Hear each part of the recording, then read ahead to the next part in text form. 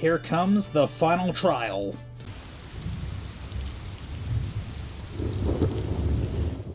Hello, welcome back to Peace Storm. I am Pluvius Lilon, and today we're playing Phoenix Wright, Trials and Tribulations.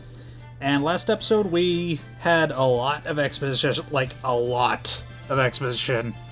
An hour and 20 minutes worth. And we found out quite a few things, such as Iris is Morgan Fay's daughter, Dahlia is her twin sister, and someone may have been channeling Dahlia. But we're gonna find out more about that in court. Good morning. Oh, are you by yourself? Morning, Pearls. Mr. Nick, please tell me, what's going to happen to Mystic Maya? I'm sorry, we don't know yet. The investigation's still going on, so I wasn't allowed into the inner temple. Oh, I see. So is Sister Iris still trying to remove those trick locks in the training hole? No. She's the defendant in this case, so she can't be at the inner temple. She's required to be here in court. Then how come she's not here in the defendant's lobby? I have to admit it's kind of strange. I don't know who that is. If you're looking for Iris, she's in the prosecutor's lobby. If you're looking for Iris, she's in the prosecutor's lobby. Edgeworth? What's Iris doing over there? She's going over today's testimony with the prosecutor as we speak. Today's testimony? You heard me. Iris is going to be testifying as a witness for the prosecution. Wait, what? The prosecutor is squeezing her for a confession. Or so I heard. Franziska von Karma, what are you up to? I know what you're thinking, but Franziska isn't going to be the prosecutor today. What? Then who is? Who else would it be but Godot? Godot? Franziska is engaged in some important work in the Sacred Cavern. The Sacred Cavern? You don't mean that she's... Exactly. She's been out there all night, trying to remove those trick locks. With the head nun's assistance, naturally. We estimate that the last of the locks should be taken care of in about 3 hours. I hope everything continues to go smoothly in order to receive some good news soon. Yeah, thanks, Edgeworth. Prosecutor Godot intends to nail this case shut today. Be prepared to fight like there's no tomorrow. You don't have to tell me that. Touché. I can already see it in your eyes. You're not the same fever-ridden, frantic maniac you were yesterday. It's strange. On the way here, I decided that today would be the end of all this. Almost immediately after I made that decision, I felt myself getting stronger. Interesting. Maybe you've passed your cold on to someone else, literally. And with that, I leave the rest in your capable hands, partner. Thanks. God, I want to put my fucking wiener on that. I still don't have answers for most of the riddles plaguing this case. The circumstances around the murder of Miss Elise Miss Misty Fay. The impossible flight Larry claims to have seen. And what that woman is really after. I'll solve them all and bring this whole tragedy to an end.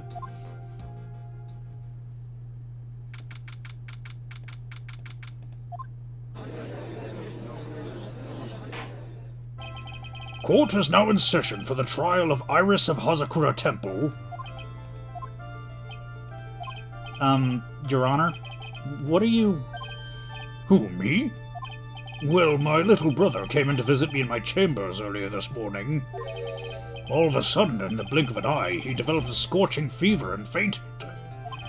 Therefore, I'll be standing in for him. I see, Your Honor. So they're brothers. That explains a lot. My poor brother. He looked a bit pale. Not to mention sad that he couldn't be here.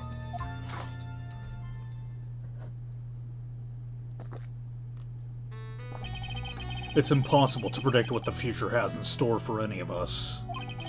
This is precisely why people feel the need to judge the past.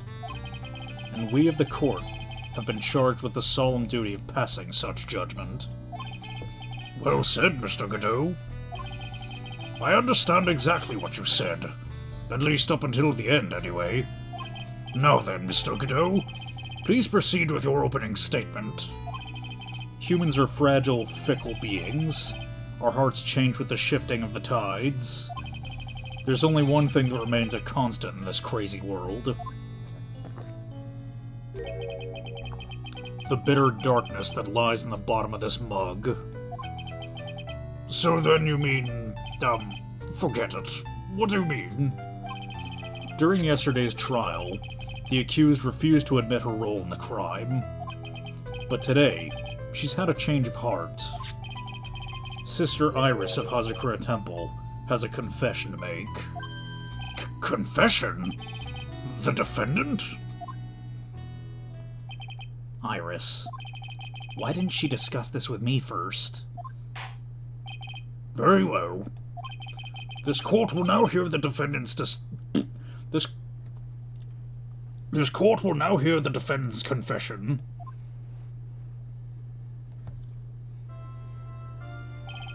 Upon meeting a beautiful lady, always ask her name and profession.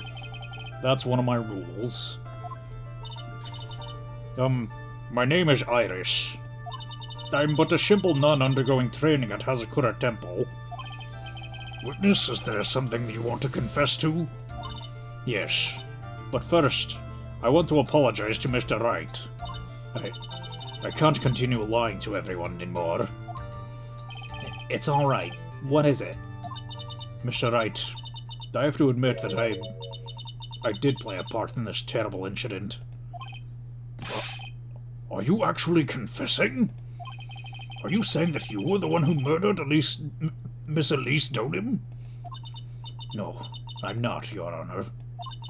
But I dealt with the cover-up after the murder took place. After her spirit left, I took the lifeless shell of Mystic Elise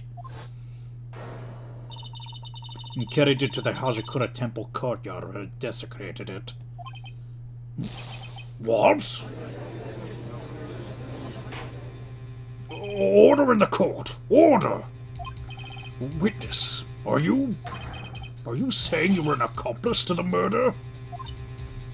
Yes, that's correct. What?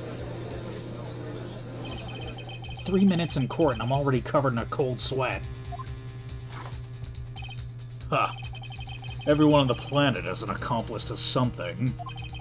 Just happens to be that in this case it's to murder. Isn't that right, Mr. Trite? That Godot. So this is the confession they were conferring about. It pains me to say this, but it looks like Iris's testimony was all a lie. Now then, little lady, if you don't mind, I've got a question for you. Whose crime were you trying to cover up by your actions? Iris was covering for someone? Now I'm definitely up a creek without a paddle, or a life jacket. I've been at Hazakura Temple ever since I was a little girl. Hazakura Temple is run by one of the branch families of the Crime tradition. One of our missions is to protect the main family. I'm sorry, but main family? Yes, that's why I would dirty myself if need be to protect her. The daughter of the master of the Kurine channeling technique, Mystic Maya Fey. Huh?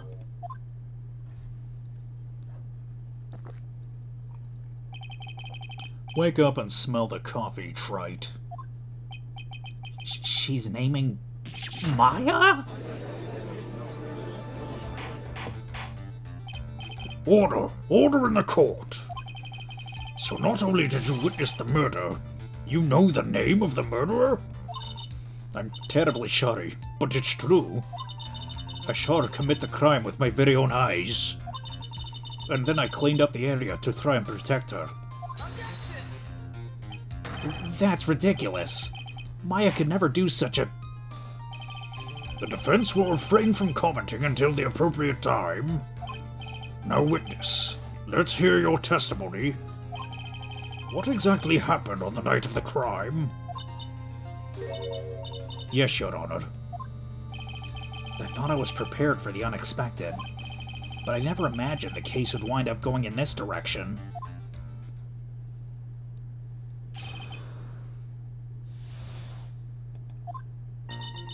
I went to the inner temple that night and I saw it all happen in the garden. I saw Mystic Elise strike Mystic Maya with her staff. While Mystic Maya was still stumbling, Mystic Elise moved in to deliver a fatal strike. Mystic Maya tried desperately to defend herself and stole the weapon. It was only in self-defense. You can't blame her for it. So it was in self-defense? Yes. Mystic Elise was the one who attacked first. That's why I tried my best to protect Mystic Maya. You moved the victim's body to the temple so that Maya wouldn't be suspected. Isn't that right? Not bad. You've got the instincts of a true criminal. Something's not quite right. I'm sure it was established yesterday that Iris never went to the inner temple that night. That the person who did go was that woman. Iris even admitted it. Now then, Mr. Wright, please proceed with your cross-examination.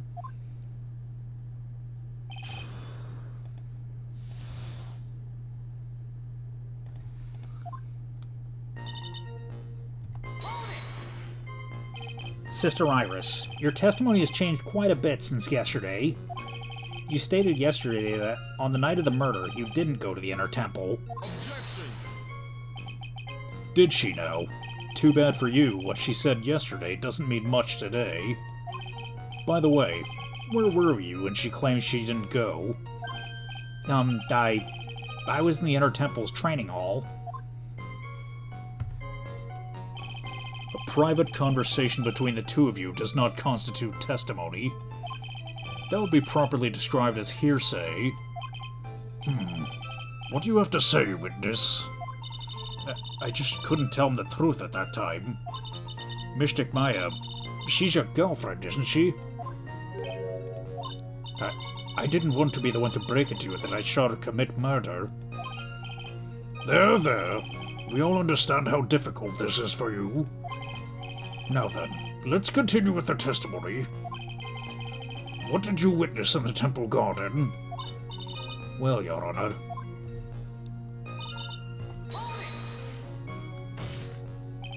You're saying that the victim attacked Maya, Miss Faye? Yes, it was a truly frightening scene. Mystic Maya was struck hard on the head and looked like she was going to collapse. What were you doing at the time? Why didn't you stop them from fighting?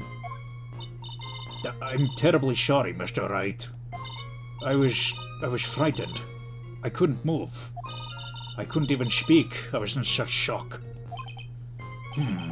That's perfectly understandable, my dear. This doesn't sound right. I don't believe this testimony for a minute. What happened after that? She moved in to deliver a fatal strike? Yes, I'm sure of it. She threw down her staff and reached into her robe for a weapon. Wait a minute. What was this weapon? It was some kind of dagger. A dagger, huh? And Elise Donham tried to stab her with this weapon?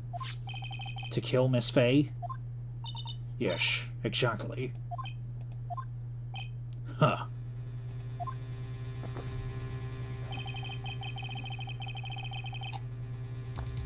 You look like I did after I mistakenly took a swig of Worcester sauce. Do you have a problem with the testimony you're hearing from your client, lawyer boy? Do I have a problem with Iris's testimony? Yeah, why would she use a dagger when she has a perfectly good sword? Your Honor, I have a small problem with this witness's testimony. You do? But this witness is your own client. Yes, well, nevertheless. That's fine.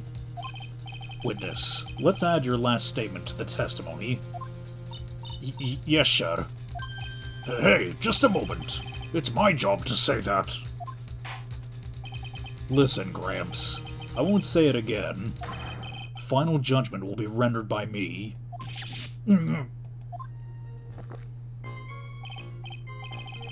Okay, now, let's continue.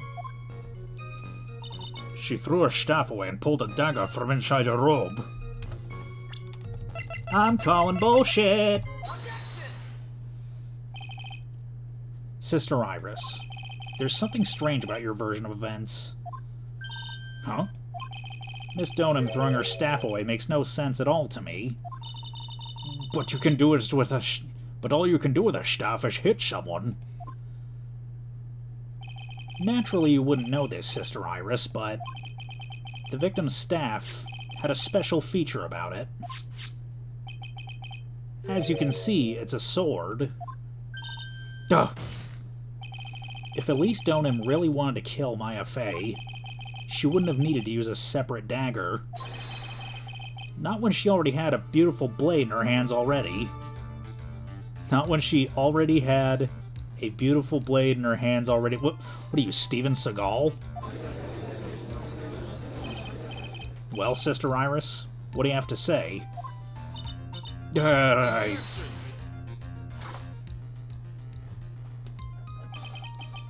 was an impressive bit of investigating, Trite.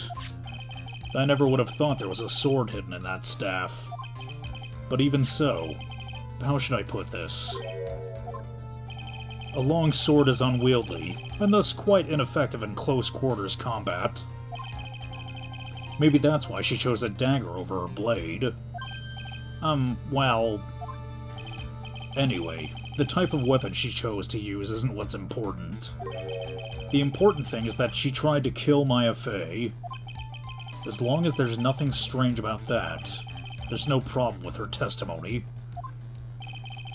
But there is something strange about this whole testimony. Well, Mr. Wright, the prosecution has a point. Very well, Your Honor. The defense will now present evidence to back its argument. Mr. Wright. I have another piece of evidence that shows that this testimony can't be trusted. Because Miss Elise Donham would never attempt to take the life of Maya Fey. Let me see here. Yeah, am I presenting that? Elise Donham would never have attacked Maya Fey. How can you be so sure? Because the victim's real name was not Elise Donham. Her real name was Misty Fey. Fey? No. Not Mystic Misty Fey. Who is this Misty Fey? Is she related to... Misty Fey is the master of the Kurine channeling technique. She's also the mother of Maya Fey. Are you serious? Is it really true, Mr. Wright? Was Elise Donham actually the great Mystic Misty? There's no doubt about it. Looks like Iris had no idea. I can hardly believe it. The idea that she'd try to kill her only daughter, one she hasn't seen in 17 years. Perhaps the prosecution can offer some explanation as for why she would do such a thing. Ugh. Order! Order in the court! Upon first hearing the witness's testimony, it seemed natural enough. However, in light of some facts that have just been presented, one, that the victim supposedly threw away a sword during a fight, and two, that the two people battling to the death were mother and daughter, despite the facts being believable when taken on their own, when taken together, the entire story seems difficult to believe. Listen, there's nothing in this world that's impossible. Except for one little thing. Yes? What is this one little impossible thing? Ha. You still don't get it. You think maybe my beans are under-roasted, but you have no idea, Gramps. Could you get to your point? I heard this witness's confession this morning. Just as I'd taken the first sip of my 8th cup of morning coffee. You're going to ruin your health, my friend.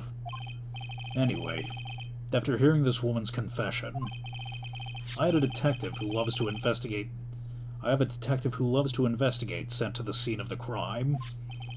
And he discovered this little beauty.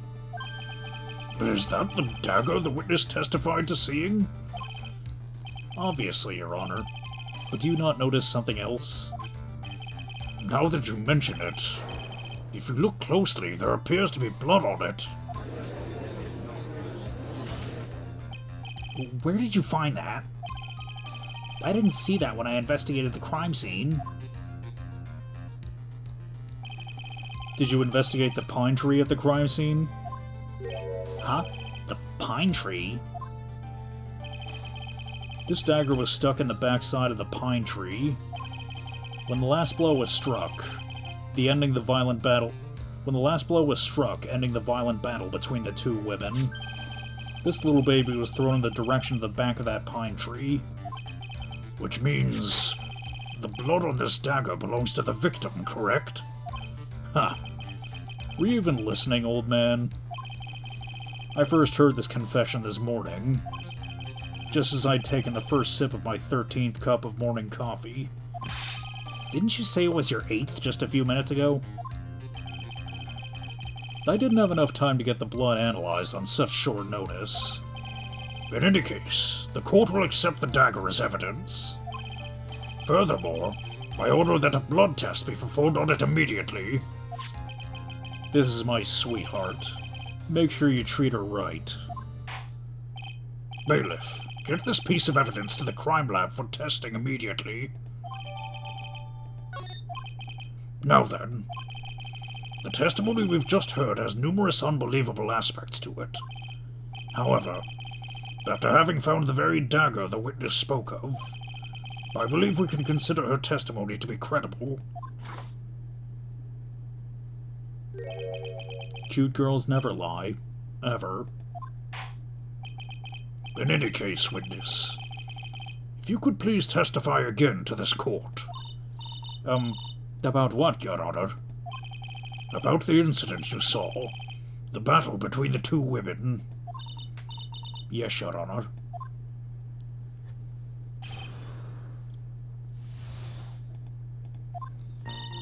Mystic Maya stumbled briefly after being hit over the head with a staff. But then she dodged Mystic Alicia's next attack and stole her weapon. Suddenly Mystic Alicia was the one on the defensive, with her back to the stone lantern.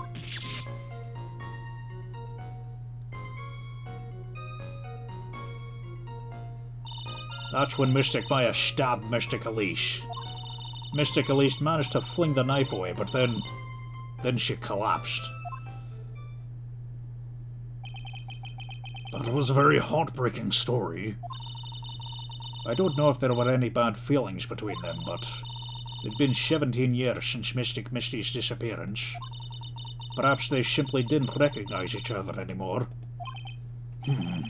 That seems reasonable. Now then, Mr. Wright, proceed with your cross-examination.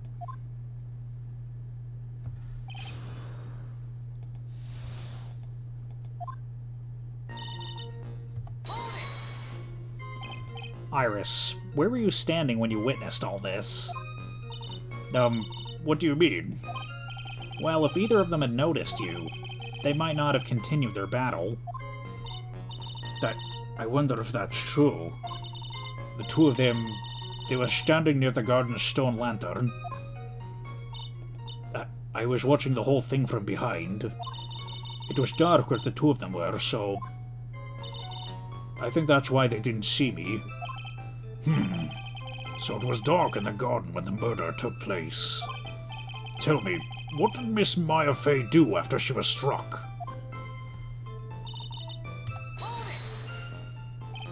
What happened to the victim's staff, then? I'm not sure.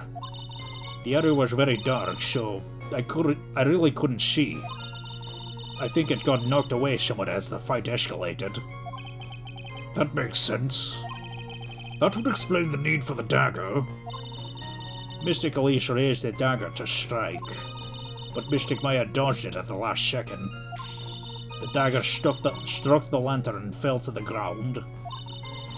And at some point, Mystic Maya picked it up.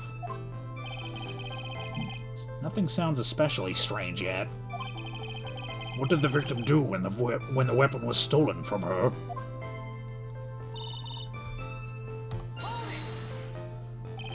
You're saying that Maya Fey turned the tables on the victim?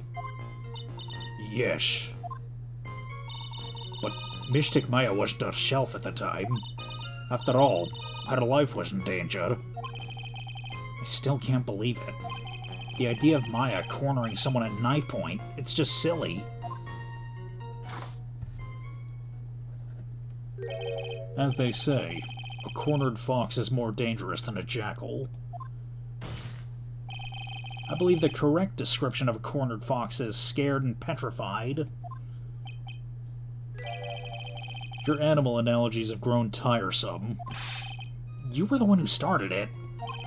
Anyway, so after Maya Fey backed the victim into the stone lantern, what happened next?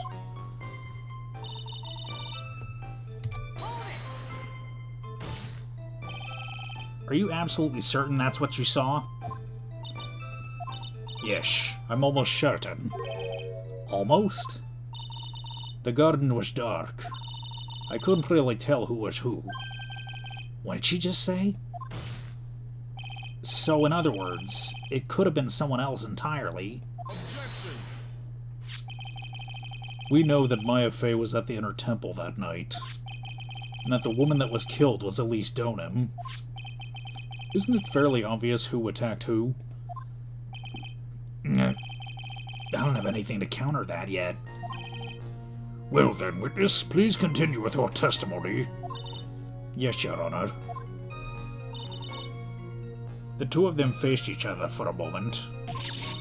Then Mystic Maya rushed straight into Mystic Elise. Then Mystic Elise doubled over and fell to the ground. So she was stabbed in the stomach, huh? Yes.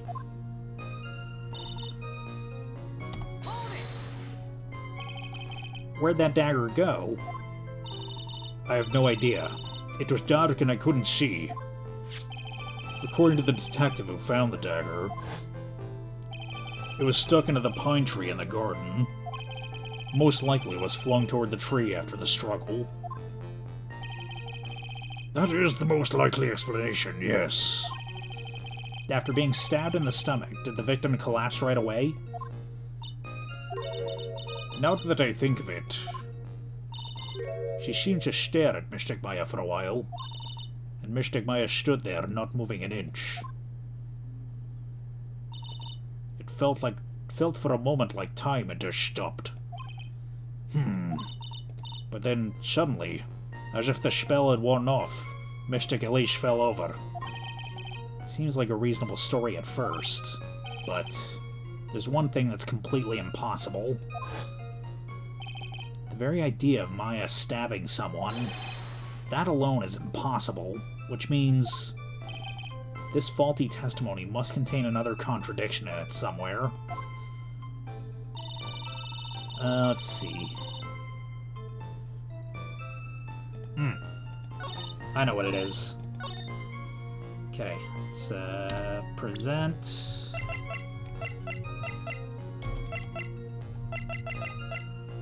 Come on, it's gotta be somewhere. In the back. Something about you just isn't right today, Iris. Huh? Until now, I didn't think you were the type to make such a careless mistake. However, the testimony you just gave contains quite a few contradictions. What do you mean? What's so wrong about my testimony? According to you, Maya Fey stabbed the victim while she had her back to the stone lantern, correct? Yes, that's right. But in that case, the victim would have been stabbed in the stomach, right? Yes, I think so. But, according to the autopsy report, the cause of death was due to blood loss from a stab wound in her back. This proves that the victim was stabbed from behind, not from the front. Sister Iris, it appears another seed of doubt has sprouted from your testimony.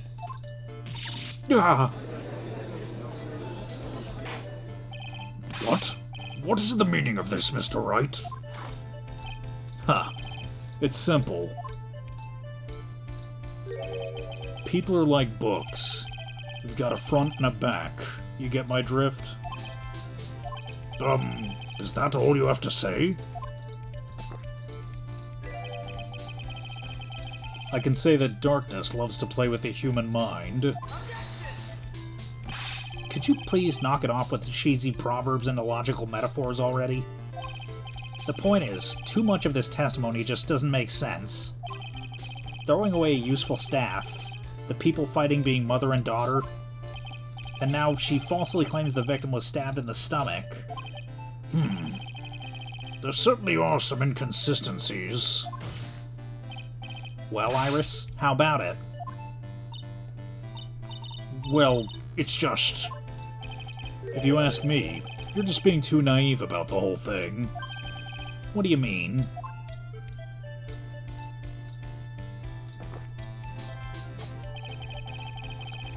There are 253 distinct types of bitterness in coffee, but to pick out each one requires total concentration and the use of all the senses. Were you really concentrating on what this witness actually said? Prosecutor Godot, explain yourself. The witness is quite unambiguous about her own ambiguities when she said that the garden was dark and she couldn't see clearly. A human needs one thing to see clearly, and that is light. Light. By the way, did you know?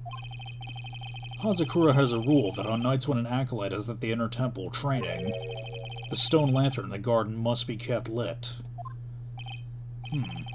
I did wonder what that stone lantern was there for. Well, if that's true, shouldn't the witness have been able to see the crime more clearly? Normally, yes, Your Honor. But according to the head nun, Sister Bikini, on the night of the crime, it was impossible to light that stone lantern. Impossible? It hadn't been used in a long time and the wick was no good. In other words, it had to have been nearly pitch black in the garden that night. There could have been a faint light coming from the training hall, but that's all. Most enlightening. Yes, that illuminating fact has chased all the contradictions away. If the staff was dropped, it would be difficult to see. It also explains why they didn't recognize each other. We can't see the demons that lurk in the night. That's why humans are weak. Isn't that right, Trite? No! Order! Order! Here, Your Honor. Let me present the stone lantern into evidence. Maybe it'll rekindle the flame of truth in your mind. Why is the judge just sitting there with that look on his face? What's wrong, Your Honor? Was that flame too hot? This lantern. There's something written on it. Why, it's written in blood. Oh boy. So the judge didn't know about that yet. Written in blood? It says Maya upside down. What the? Oh yes, that's right. After being cornered and then stabbed by Mystic Maya, Mystic Elise didn't fall down right away. She must have been writing that on the stone lantern behind her. With the blood that was draining out of her body.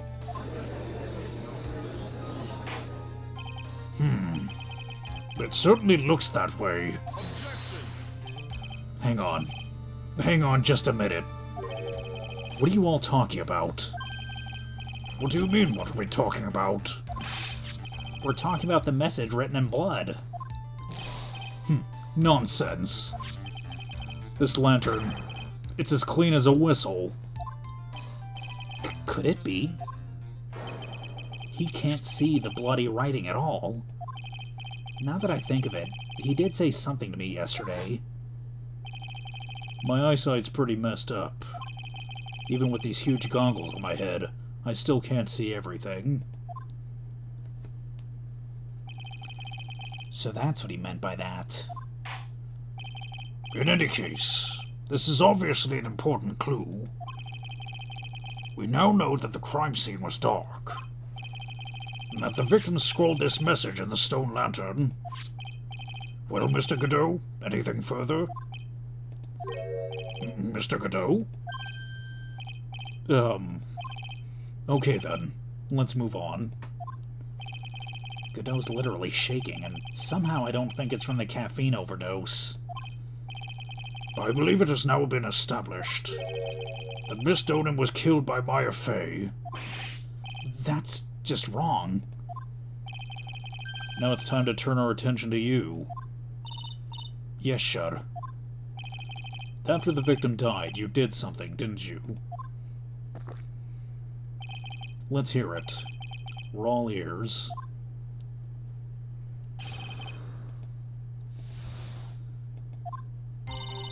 After Mystic Elish died, I called out to Mystic Maya. I thought it was my duty to protect the future master of the Kurine tradition, so I removed the body from the inner temple by myself. I dragged it behind me all the way across Dusky Bridge. Then I used the snowmobile to carry it back to Hazakura Temple and... I used the Shichishito to alter the way the wound looked. So you moved the body? Yes. I was raised at Hazakura Temple. I owe a great deal of thanks to the Fey clan. But even so, I never imagined that Elish Donham was actually Misty Fey. I've committed a terrible sin. A terrible trick of fate. I believe you're looking for a twist of fate, Your Honor. I intended to return to the inner temple after taking care of the body, but you were spotted by the head nun, correct? Yes, and that's why I couldn't go back. Your story makes sense, I suppose. Mr. Wright, go ahead with your cross-examination. Yes, Your Honor.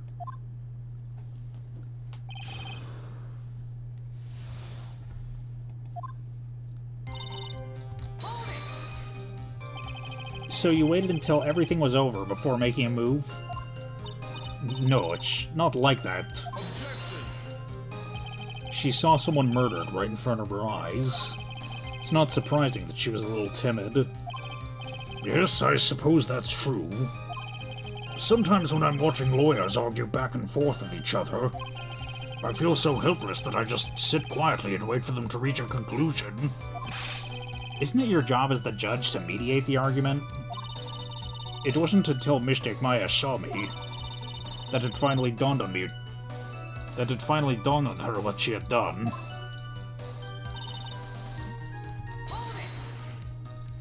So then, you knew? You knew the significance of the name Maya Fey? Yes, of course I did. That's odd. I mean, Sister Bikini didn't recognize Maya's name, let alone her position. Anyway, she was a very special person indeed.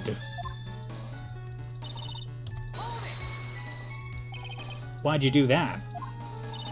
Because I didn't want Mystic Maya to be suspected in any way. I thought the best thing would be to remove the body from the crime scene. You moved her body all by yourself? Yes, I did.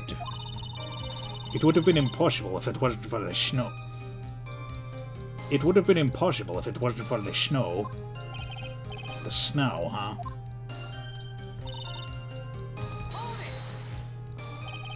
pretty amazing you could make it all the way across. That's a rickety old bridge. It looks worse than it is. It's surprisingly sturdy despite its age. It's like they say, idiots are too stupid to catch even a simple cold. But there's one other thing that bothers me. Why not just throw the body into the Eagle River? It would have been much easier than dragging it all the way to Hazakura Temple. I thought it would still cast too much suspicion on Mystic Maya. That's why I tried to take the body as far away as possible. Huh. Makes perfect sense to me. For the time being. Anyway, what did you do after you crossed the bridge? Then I used the snowmobile to carry it back to Hazakura Temple and... Oh. The snowmobile? I knew that would show up sooner or later. Yes, I have the key.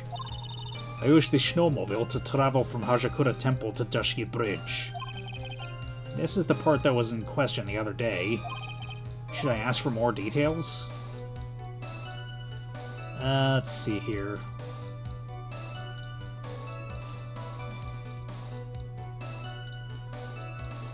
Nah, not yet. Forget it. There's plenty of other things to go after in this testimony. Iris had the key to the snowmobile. There's nothing strange about that.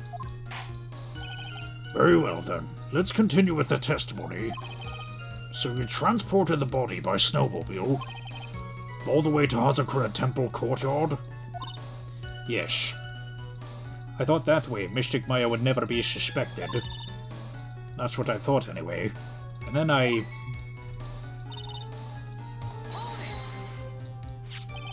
Is that what you were doing when Sister Bikini saw you? Yes, that's right. She probably thought the worst. Probably? More like definitely. I see. So Sister Bikini mistakenly thought you were the one that murdered Miss Donim. I'm so sorry. Please forgive me. It's my fault that this case has gotten so confusing. I don't want to believe it, but I don't think my logic is failing me. Iris is trying to pin the murder on Maya. But why would she want to do that? There's only one reason I can think of. Oh.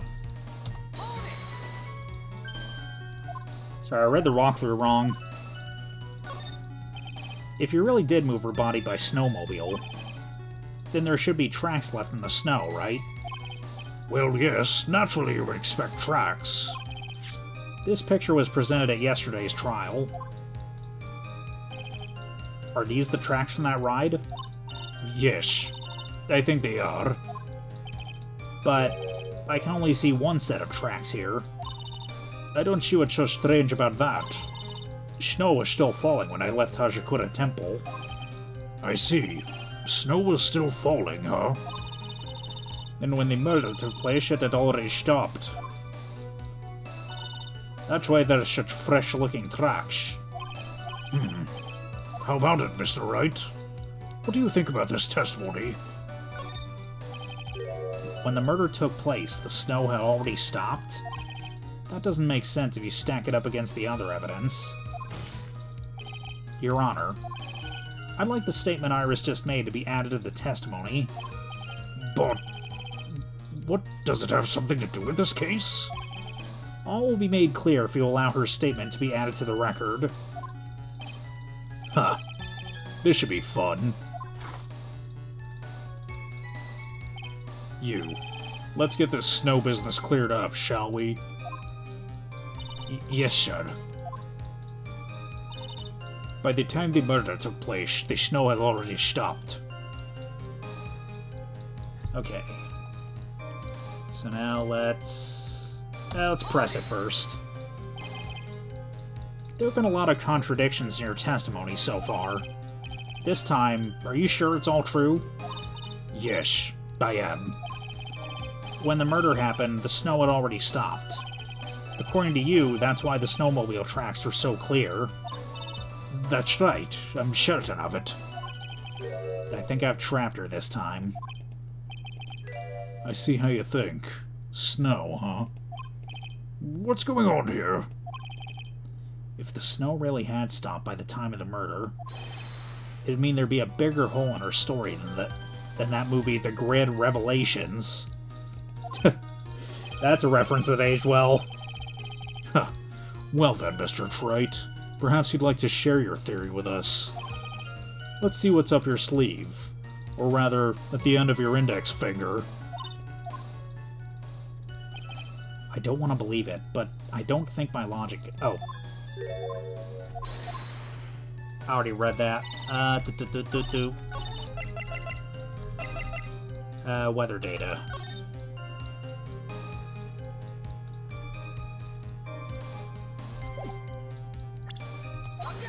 What? Okay, let me try again.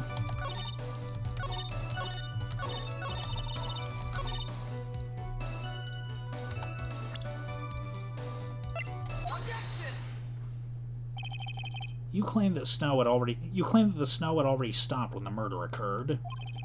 But I'm sorry, Iris. That just isn't possible. What? This is the weather data from the night of the murder. According to this, the snow didn't stop until 10:50 p.m. But you couldn't have crossed Dusky Bridge at that time. Why do you say that? Because 5 minutes before the snow stopped, Dusky Bridge was struck by lightning and had caught on fire. What did you say? The bridge, it was on fire? You don't mean to say you didn't know about it? It was because of that lightning strike that the bridge burned down. What? But it can't be. Looks like you still haven't figured it out. No matter how hard you try to deceive or conceal the truth, you can't pull the wool over the eyes of a real defense attorney. No! Order! Order! The bridge was already on fire when the incident took place. That's right. The inner temple was already totally cut off from the outside world. There's no way you could have crossed the bridge, body or no body. Witness, even my patience has its limits. Any further lying and I'll find you in contempt of court. Do you have anything to say for yourself? The only person here that's truly contemptible is you. Old man. Me? How dare you? Whether this witness lied or not doesn't mean squat right now. Squat? The important thing right now is to find out the truth. Isn't that right? Yes, of course, but... Whether it was snowing or not snowing, or whether the bridge was burning or not, there are two facts that can't be disputed. First, the body of Elise Donim was discovered in the Hazakura Temple courtyard. And second, the head nun, Sister Bikini, witnessed Iris desecrating Elise Donim's body. He makes a good point, on both accounts. That's right. I'm not lying. What are you claiming this time? I wasn't myself at all last night, so my memory is still somewhat hazy. You've stood at that witness stand and testified this entire time. Are you telling us now that your memory of that night is hazy? It's only human to err. If you're so perfect, Wright, maybe you can explain this for the court. What is it? When the murder happened, the bridge had already burnt down. But somehow the body traveled across the bridge and was found in the temple courtyard. Perhaps you have some kind of perfect explanation for this little magic trick. Well, not exactly, no. I know there must be some other way that she got across that burnt-out bridge. But unless I can somehow demonstrate it, we'll never know the truth. Looks like the defense is not prepared to offer a suitable explanation. See what I mean? In other words, You're in no position to suggest that this lady's testimony isn't the truth. Yeah. All right, then. Witness, let's hear your testimony once more. About what, Your Honor? You've admitted that you moved the victim's body. Nevertheless, your prior testimony contained a rather large inconsistency. Please add an explanation for that to your testimony. Yes, Your Honor. Will this be her final testimony?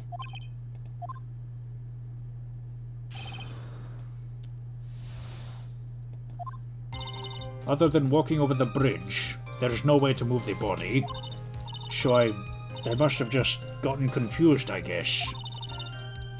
Was the snow still falling or had it stopped? Does it really matter that much? Or are you saying there's a way across a burning bridge? So it was just a misunderstanding, I see. This is a photo of Dusky Bridge after it burned down in the lightning blast. It was taken on the morning after the incident.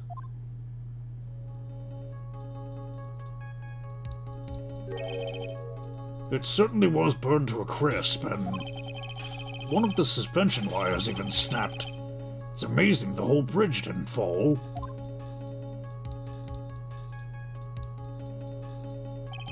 Clearly it would be impossible to carry a corpse across a bridge in this condition. Unless I do something to discredit this testimony, it's going to be deemed as the truth. And Maya would be accused of murder. Right. I'm only going to say it one more time. It's only human to err. And only humans can spot the errors of our ways. The more sense he makes, the less sense he makes. All right, Mr. Wright. Please begin your final cross-examination.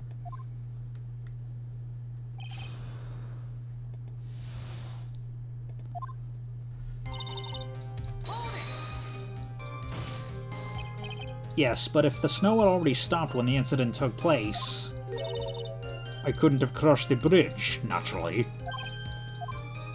But I think it's just like Mr. Godot said. The body did make it across somehow.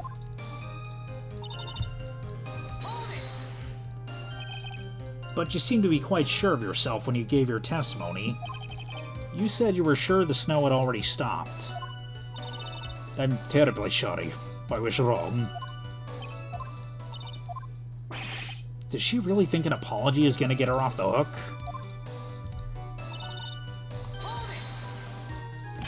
This is no joke. You're giving sworn testimony in a court of law. Well, Mr. Wright, let me ask you a question. Do you remember what the weather was like 1 week ago today? Huh? Well, naturally it was, You see, it's not that easy to remember, is it? But if it had been some kind of special day, I would have remembered. For example, it was pouring rain on the day of my elementary school graduation. No one wants to hear about your childhood traumas, Trite. What? By the time the murder took place, the snow had already stopped. If you insist on obsessing over that one statement, let's see the proof. Show some evidence that the body somehow crossed the bridge while it was on fire.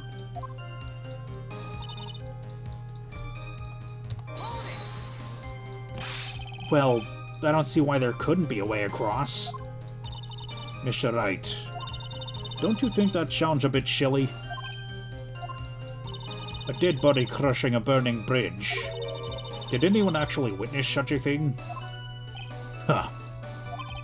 If there was, I don't think you'd call someone like that a witness.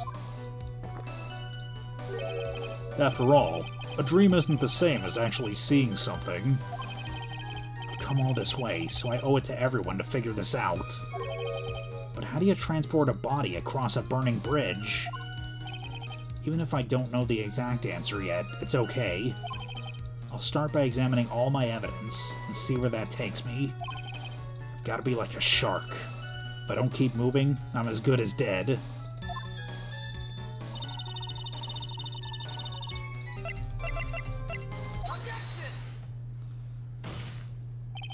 A dead body flying over a burning bridge. I wouldn't exactly rule out the possibility. What? Huh. You're saying it's possible? Don't make me laugh. The only thing that's possible about your claim is that it's been pulled out of thin air. I don't know about that. In any case, we have a witness who did see it happen. Preposterous! Who is it? Who is this witness?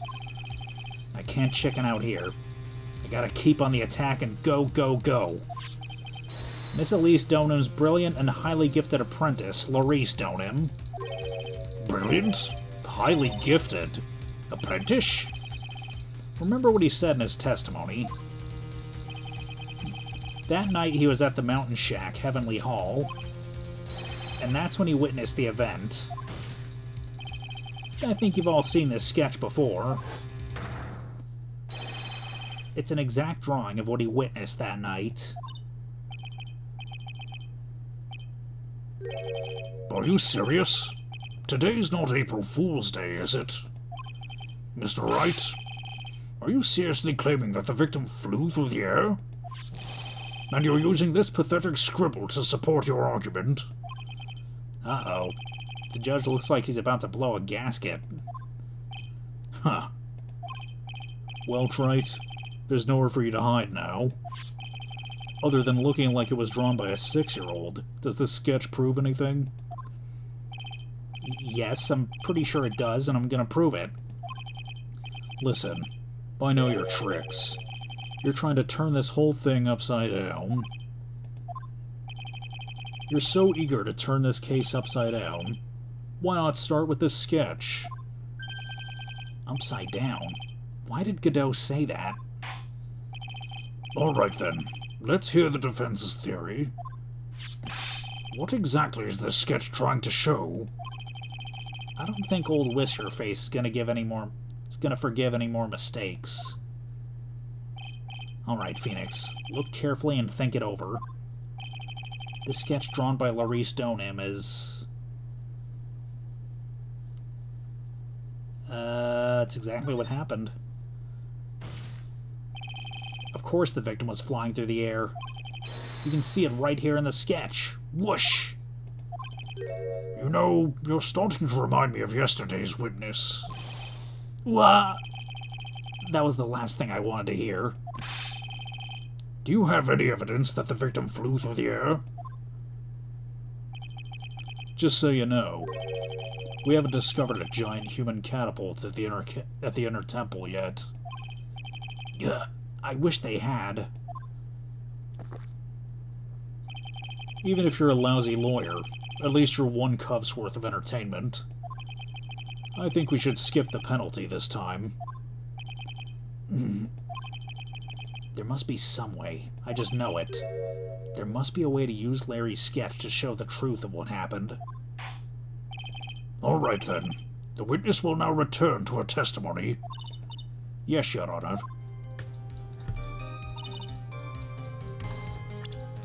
Okay.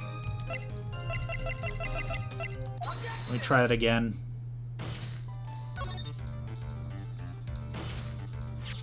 Something's obviously funny about this sketch. I'm no art critic, but even I can see that.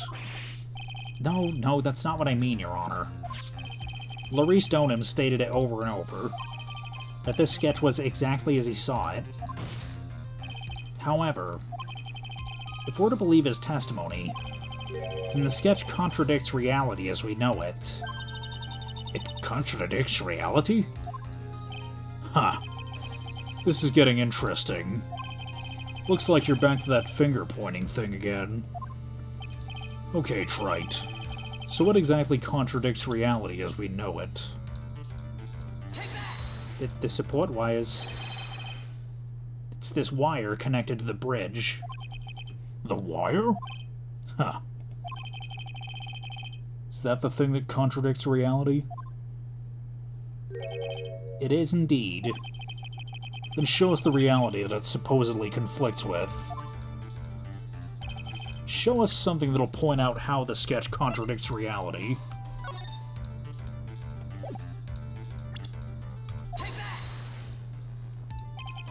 That's a photo of Dusky Bridge, correct? Yes. Now compare the sketch and the photo for a minute. In the sketch, the wires appear to be above the guard wires. But on the actual Dusky Bridge... Jumping Jehoshaphat! The wires are below the guard wires. What? Order! Order! This sketch is somewhat different than what's depicted in the photo. However, isn't it likely that the artist just saw it wrong? Or perhaps she just drew it wrong. Either way, it sounds like you're just wrong. With someone like Laurice, I admit a mistake is a definite possibility. But then that begs the question, why did he make a mistake? What was the reason? Are you saying you know the answer to that? Listen, think back, alright? Remember what Laurice was doing when he witnessed... this event?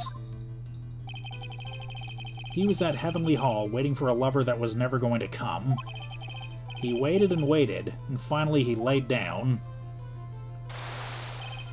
But then, lightning shoots from the sky and sets the bridge aflame. Now ponder what sort of position Laurice must have been in at the time. Well, he was cranking his hog. He was lying on his back, which is why he remembered the scene the way he did. He was lying on his back? I can't see how it relates. But it does, Your Honor. That's the reason why the wires in the sketch go up instead of down. Oh! No way. Laurice Donham witnessed this event while he was lying on his back, face up. In other words, the scene that he saw was actually upside down. So then, this sketch would actually... I think you finally get it, Your Honor. The correct way to view Laurice Donham's sketch is like this. This is how it should actually look. The victim's body wasn't flying above the bridge. It was actually swinging below. That's right, just like a pendulum. Ridiculous! Order! Order! Of all the things to say, the pendulum? The bridge was burning to a crisp. There was no way to get across it. But if the body had been found at the inner temple, it would have caused problems. This is where the criminal decided to take a gamble. They used the burning bridge to get the body across to the other side, and a pendulum was the only way to get it done. Let's think about this for a minute, shall we? Dusky Bridge is about 20 yards long, which means it's about that far from the inner temple to the opposite cliff. Yes, that sounds right. In order to cover that distance with a pendulum, you need a rope at least 10 yards long. To get a rope that long, you have to plan ahead. The lightning strike that night can only have been an accident, so it doesn't make sense that the culprit would have prepared the rope beforehand. So then, they didn't have to get the rope ready. The rope was already right in front of them. What? I'm saying that it was just a matter of using what was already there. In that case, Mr. Wright, please give an explanation to support your theory. What makes you think the criminal had the rope on hand to create a pendulum? I know what it is, but...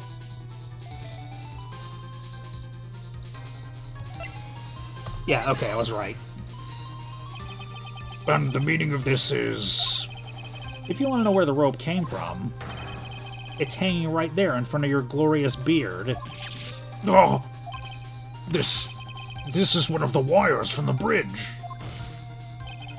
When the lightning struck the bridge and set it on fire, one of the suspension wires came loose from its anchor. The criminal didn't have any time to waste, so they tied the wire around Elise Donum's body.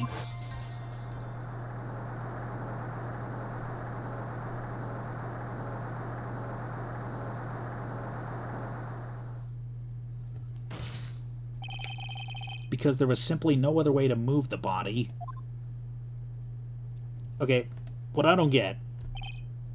Everyone...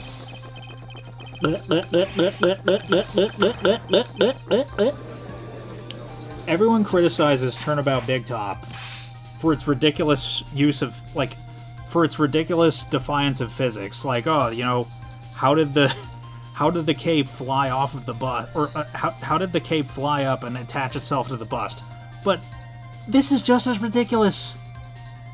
How did the rope unravel at just the right time to hurl the body onto the other side of the bridge? It making no fucking sense. Mr. Godot?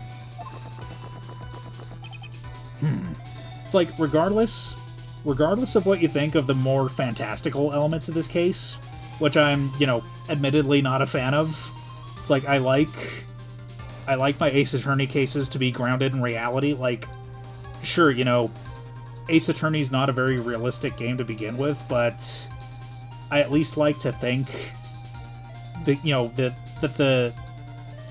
the murders could take place in real life. But yeah, this is, like, totally fantastical. It's bullshit. And this is, like, the dumbest part of it. I'm sorry. Okay, back to the game. It seems that Mr. Godot is more focused on his coffee than answering my question. It seems that the odds of a rope being readily available were very high. So I suppose that it's not an impossibility after all. Possible or impossible? That's not the question we need to ask. There's only one question. Did that really happen? Trite. Wonder if you can prove what happened to us. Do you have any evidence? Do you have any actual evidence that the body was swung over like a pendulum?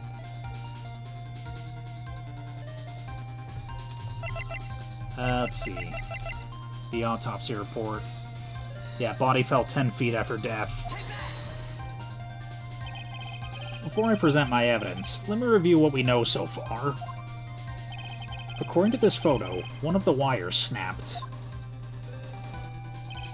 Looking at the map, we can see that it's the one in front of the inner temple. So then, that was the spot where the criminal... Yes, precisely. Now let us consider the body's movement by looking at the overhead map again. If the body was pushed from this point here, it would drop on the opposite bank at approximately this point. Did you say drop? Well, they must have failed to catch the body on the other bank. What? What makes you think that something like that happened? Because I have evidence that suggests her body dropped some distance. What kind of evidence? Take a look at this autopsy report. It says here that her body fell about 10 feet after her death. 10 feet, huh? That's most likely the height difference between the two sides. The body overswung due to forward momentum, but then came loose and fell about 10 feet. And then, as a result of the landing impact, this crystal sphere was knocked loose. That's... Yes, this blood-stained amethyst crystal. It's the one that came off of Miss Elise Donum's staff. Even more important is the place where this crystal sphere was found. Indeed. I believe it's already marked on this overhead map. The crystal was found... Precisely, Your Honor. In the very spot where the pendulum would arrive if given the right amount of speed. This explains your theory quite well, Mr. Wright. You've provided us with the way the body could have been moved that night. An impressive deduction, Mr. Wright. Most impressive. Mr. Wright. but I thought this cold coffee might help you cool down. What is the meaning of this, Mr. Godot?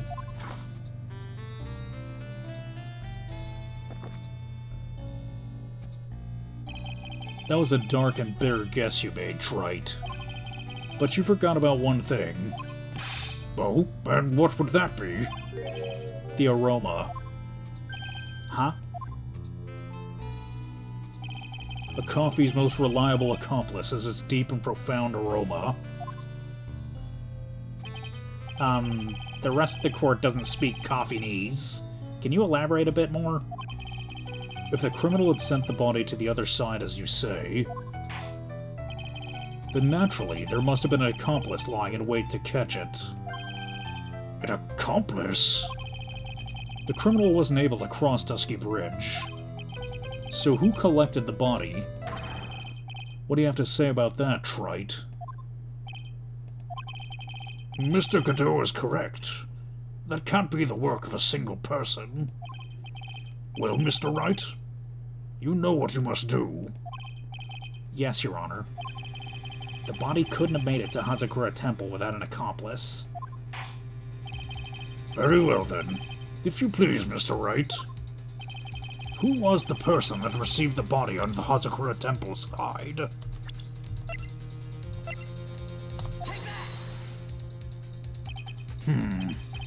Well, Mr. Godot, I'm sure you have something to say. That aroma just now. It smelled of sulfur.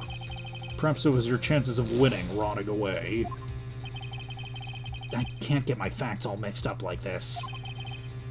After the accomplice received the body, they carried it to Hazakura Temple. Then they altered it using the Shichishito. There's only one person it can be. Mr. Wright, please don't stare at me like that. It's creepy. Yeah. Yeah, it must have been. It must have been. It can only be you, Sister Iris. Huh? But I don't see why you're so surprised. The only way to transport the body from Dusky Bridge is by snowmobile. But with her bad back, Sister Bikini could never pick up a body like that. You're the only one that could have managed it. Trite. Were you even listening to the witness's testimony? On the night of the crime, this little cutie pie was on cleanup duty at the Inner Temple Garden after the mother-daughter bloodbath. I haven't forgotten, but have you, Mr. Godot? This witness was also seen at Hazakura Temple, desecrating the corpse of the victim.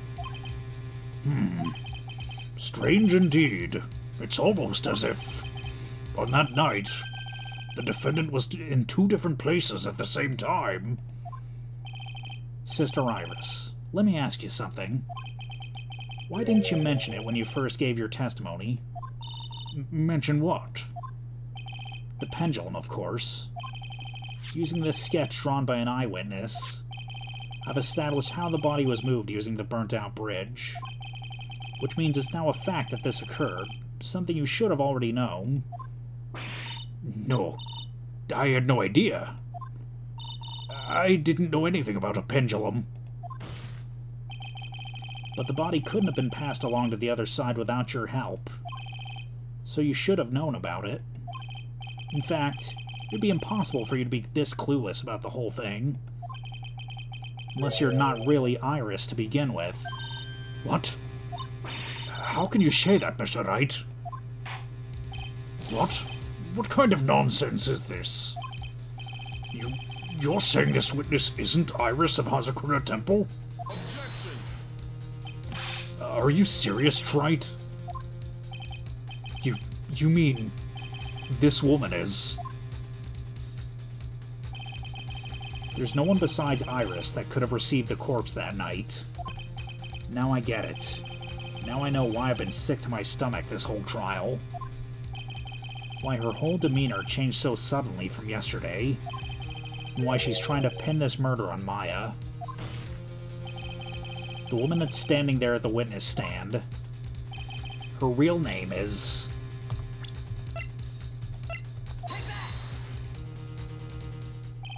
I never thought I'd have to utter your name again, let alone see you.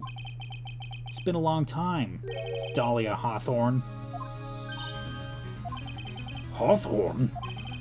Sister Iris had a twin sister. You're looking at her, Miss Dahlia Hawthorne. That name rings some bells. Distant bells, but bells nonetheless. Huh. It's just your imagination, Gramps. This file contains all the relevant data about Dahlia Hawthorne.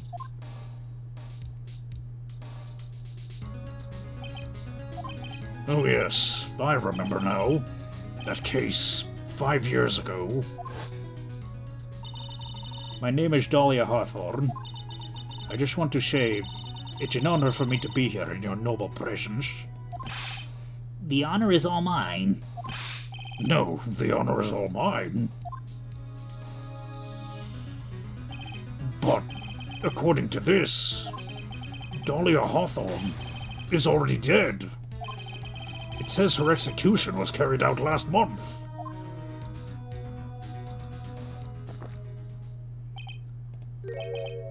So what? Death has no meaning in this courtroom. What? Order! Order! Wait a moment. How can you... My sister, she's already dead. What kind of... You of all people should already understand. After all, the blood of the master of the Kurine channeling technique flows within that body. The Kurine channeling technique? Now where have I heard that? That's right. You're not Dahlia Hawthorne herself. You're the spirit of Dahlia, currently inhabiting the body of a spirit medium. What an exciting story. Exciting, but quite impossible. You're asking us to buy that Dahlia Hawthorne just happened to be channeled by someone on the very night of the murder to a temple where her twin sister Iris was? Well, if you're gonna put things that way, then yes. We're supposed to believe a coincidence like that just happened? Naturally, it was no coincidence. The whole thing was part of a plan from the very beginning. It was all written right here in these instructions. What's that? These instructions were written by her mother, Morgan Fay. And part of the plan called for Dahlia Hawthorne to be channeled. That night, there were 2 irises at Hazakura Temple. 2 of them? Even the time of the channeling was planned out. As soon as you hear the lights out bell, in other words, 10 p.m. However, Iris was seen before dinner time. That means the Iris that was at the dinner was the real Iris. And the Iris who gave me this hood in the main hall was also the real Iris. Meaning that the Iris Sister Bikini saw at the inner temple was someone else dressed as her, namely one Dahlia Hawthorne. Do you even know what you're saying, Wright? This whole channeling the spirit of Dahlia Hawthorne business. Yes, it's true that you found the plans that talk about it. However, there's one thing that's perfectly clear. The witness currently standing in the witness stand is the real Iris. What?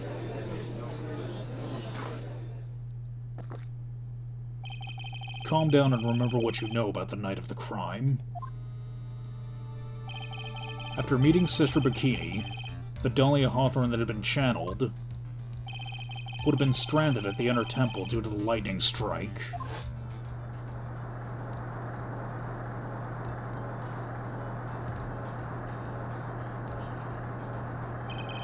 It was later that the body was moved by Pendulum. That's right. Naturally, that would mean that the Iris that received the body was the real Iris. Are you with me so far? Yes. After being notified of what happened, the police came to Hazakura Temple's main hall. There they found Iris in a room and arrested her.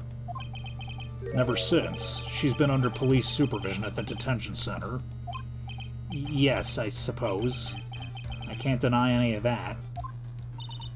Whew, thank goodness. It looks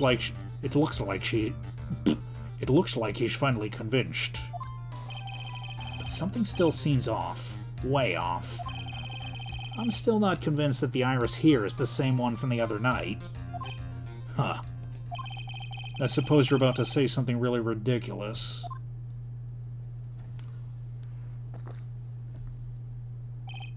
Like the real Iris and the spirit of Dahlia somehow switched places. Switch places? To be perfectly honest, there are still quite a few things I don't understand, but I do know that unless we confirm the witness's identity, we can't continue with this trial. Iris doesn't have the spiritual power needed to channel Dahlia, which means they must have switched places somewhere. Well, Mr. Wright, since the time she was arrested at Hazakura Temple, have there been any chances for Iris to switch places with Dahlia Hawthorne?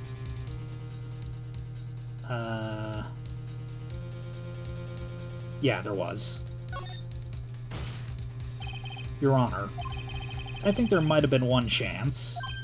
Well, explain yourself. Yesterday, for a few minutes, Iris's whereabouts were unknown. Unknown? What do you mean? What I mean is, there was a span of time in which Iris was able to move about freely, unsupervised. Well, who was it? Who would give a murder suspect time to move about freely like that? I'm sorry. I know you didn't mean to. It wasn't your fault. The person who gave Iris the chance to move freely about was Edgeworth. This is Mr. Edgeworth, isn't it? Your Honor, there was a fairly large earthquake yesterday, was there not? An earthquake? Earthquake? Oh my goodness, the inner temple. This kind of tremor might...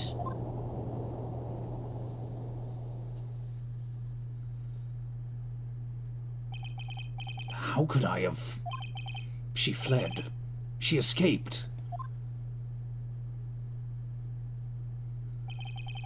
We went to the inner temple right away. And it's true, Iris was already there. However, they had already switched places by that point in time. When I arrived at the training hall, I was met by none other than Dahlia Hawthorne. That's quite enough already, Mr. Wright. Now see here. No judge in his right mind would consider the idea of a spirit... Be quiet. It's been a long time, Mr. Judge. That voice... Guess I'll have to ask again. Upon meeting a beautiful lady, always ask for her name and profession. That's one of my rules. Dahlia Hawthorne. My current profession? Permanently retired. Ha. So you're not going to bother hiding your identity anymore, huh? Why should I? After all, I'm dead. There's really nothing you can do to punish me. What is going on here? Dahlia Hawthorne. I never thought we'd meet again. I never thought we'd meet like this. But this time I'll end it. For her and for myself.